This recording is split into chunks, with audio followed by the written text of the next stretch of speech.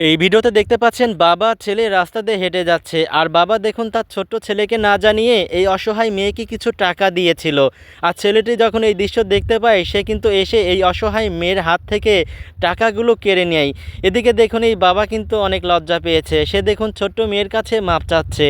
এমন সময় এই ছেলেটি দেখুন পিছন ফিরে দেখতে পায় তার বাবা এই মেয়েটির কাছে মাপ চাচ্ছে। ছেলেটি তখন এখান থেকে চলে যায়। এই বাবা বলে যে মা তুমি আমাকে মাফ করো, আমার ছেলে তোমার কাছ থেকে টাকাগুলো কেড়ে নিয়েছে, এই যে দেখো আমার কাছে অল্প কিছু টাকা ছিল, আপাতত তুমি এই টাকাটাই রাখো। এই কথা বলে কিন্তু ওই ভাইটি বাচ্চাকে বুকে জড়িয়ে নেয়।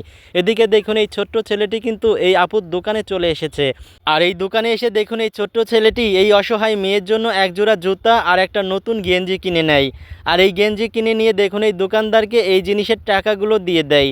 দেওয়ার পরে দেখুন এই দোকানদার এই ছোট্ট ছেলেকে ধন্যবাদ জানায়। আর ছোট্ট ছেলেটি দেখুন এই নতুন স্যান্ডেল এবং নতুন গেঞ্জি নিয়ে এই অসহায় মেয়েটির কাছে চলে আসে। আসার পরে দেখুন এই ছোট্ট ছেলেটি এই অসহায় মেয়েটিকে তার বাবার কাছ থেকে টান দিয়ে রাস্তার এক সাইডে নিয়ে আসে।